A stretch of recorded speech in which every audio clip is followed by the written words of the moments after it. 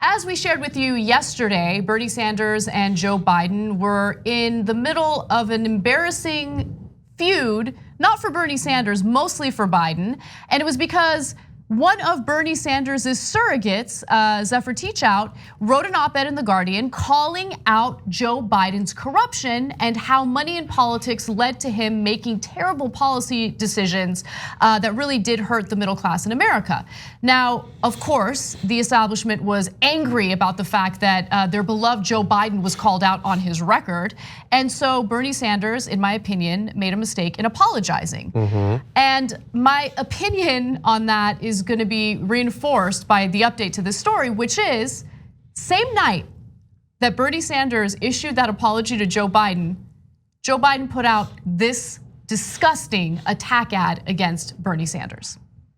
As Democrats, we can't launch dishonest attacks against fellow Democrats. We have to beat Donald Trump. Now Bernie's campaign has unleashed a barrage of negative attacks on Joe Biden. They've even accused Joe Biden of supporting Paul Ryan's cuts to Social Security. Bernie's campaign is not telling the truth. Joe Biden has repeatedly voted to save Social Security. He and President Obama beat back Republican attempts to privatize it. And in 2012, Joe Biden even said he didn't support those cuts to Paul Ryan. We will be no part of a voucher program or the privatization of Social Security. Biden's plan protects Social Security and will increase benefits. Bernie's negative attacks won't change the truth. Look, there are so many lies in that ad. First off, privatizing Social Security is different from cutting funding to Social Security. So in many cases, Biden did attempt to cut funding for Social Security, and I'll give you the evidence for that in just a second. But I do want to quickly focus on how it's a terrible idea to cave to the demands of people like Joe Biden and individuals who support Biden, because they're not honest actors and they're not looking to run a clean race. And so what Teachout wrote in her op-ed was accurate. There was nothing in there that was inaccurate. Bernie Sanders is not running a dirty campaign at all. And what the Sanders campaign released in the form of a statement following that Biden ad was absolutely right. They wrote, Joe Biden just released the first negative campaign ad of the 2020 Democratic primary, and let's be clear why. He's trying to distort his decades-long record of proposing and voting for cuts to Social Security benefits for millions of people. Joe Biden is no defender of Social Security, and a negative ad won't help him outrun his record. So I didn't like that he apologized too, because for two reasons. One, as a general rule, first of all, as a progressive, I want people to apologize if they think that they should apologize, or like in a relationship to smooth things over. Those are two good reasons to apologize, if you're wrong or if you're in a relationship. But in terms of politicians apologizing, the only research I've seen that have looked into that show, there is no benefit to apologizing. Like they looked at tons of different politicians apologizing for things justifiably, unjustifiably. People don't care, they don't give you any, like there's no benefit to it.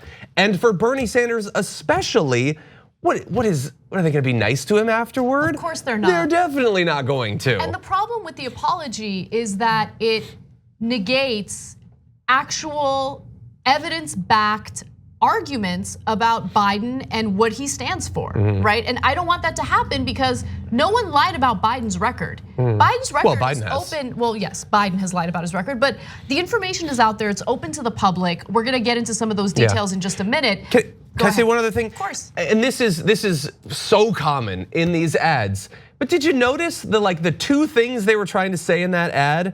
It was like Bernie said he attacked us and he said we were dishonest. You shouldn't be doing that. You should be beating Trump instead. You dishonest Bernie, we hate you, you're awful.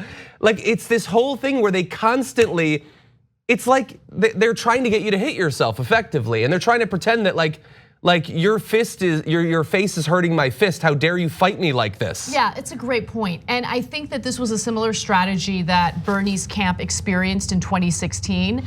However, things are different this time around when it comes to how the Bernie camp reacts to it, responds to it, and tackles it. I think that they're better suited to deal with these types of attacks from establishment Dems, and nothing makes that clearer than the rapid response from Bernie Sanders' campaign after Biden released that ad. So let me just say, Salty Bernie is personally my favorite Bernie. And so in a tweet he wrote, "Let's be honest, Joe. One of us fought for decades to cut Social Security, and one of us didn't. But don't take it from me, take it from you." I wish he made clear which it was. I'm confused still. Well, he included his campaign ad on Biden, and here's what it looked like. When I argued that we should freeze federal spending, I meant Social Security as well. I meant Medicare and Medicaid. I meant veterans benefits. I meant every single solitary thing in the government. And I not only tried it once, I tried it twice, I tried it a third time, and I tried it a fourth time. Well, we've got some bad news for them. We are not gonna cut Social Security, we're gonna expand benefits. There were no lies. It is perfect, it's concise, and it's 100% accurate, backed up by facts. In fact, we'll get into some of those facts right now. There was a tweet by someone that goes by the handle Cancel Sam. If you're interested in Bernie Sanders related news, you should follow him because he does bring back some videos from archives showing what Bernie has done in the past, what he stands for. And remember, in 2013, under the Obama administration, Democrats were engaged in what was referred to as a grand bargain. Republicans wanted cuts to what they referred to as entitlement programs like Social Security and Medicare. And what Democrats wanted in return was an increase in taxes, right? Now, luckily, this all it didn't work out. And the reason why it didn't work out is because Republicans were unwilling to raise taxes at all. However, Obama and Joe Biden were willing to cut these programs. They were very open and honest about that. So Cancel Sam wrote in a tweet, "I'm old enough to remember 2013 when Joe Biden tried to cut Social Security in a grand bargain with the GOP. I also remember seeing Senator Sanders outside the White House in 2013 leading the fight against Biden's Social Security cuts." And he also embedded a video showing that. Yeah. We found a fuller version of the video, and I wanted to give you a little taste of what Bernie was up to in 2013 while Biden was trying to cut Social Security.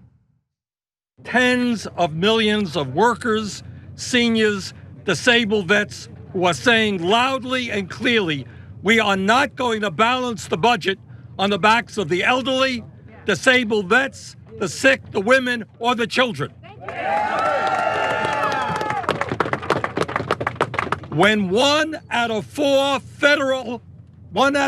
major profitable corporations pays nothing in federal income taxes, we know how we can deal with deficit reduction in a way that is fair. Now, some of you may remember that when Barack Obama was running for president in 2008, he said that he would not cut Social Security. We want the president to remember what he said and not go back on his word. Let the record speak for itself. Yeah, and obviously there are a lot of politicians being really dishonest about what they actually want and actually support there. But even if you took everyone at their word, that whole grand bargain is everything that was wrong with the Democratic Party, yes, and continues to be, and is everything we're worried Biden would represent if he became president. Like, think about what they were saying there. The GOP wanted to do something deeply unpopular, like almost like uniquely unpopular. Cut these programs that everybody loves. Okay, so they want something that if they advocate for it should cause them to lose elections. And in return, the Democrats are like, okay, we'll share the blame for this super unpopular thing if you just give us this thing that people would elect us in droves if we promised. Right. We want to raise taxes on the wealthy. Everybody wants that. In return, we're going to cut these programs that everybody loves. You morons, just run elections on raising the taxes, get a super majority, and then you don't have to give them literally anything. And if they want to try to run midterm elections around cutting Social Security, Medicare, and Medicaid, you can let them try. Let's see how that is as a strategy. Right, look, for the longest time, I would get frustrated at Democrats, corporate Democrats specifically, because we're not like brilliant people, you and I, right? Like we're normal, average people, and we see what's going on, and we're like, but why don't they use a strategy that works? Why are they purposely hurting themselves? And it's because they get paid to, John. That's why I said people are being dishonest about what they actually support. Right, exactly. So we have to stop analyzing the motivations of corporate Democrats as if they're using logic or any type of rationality in these actions.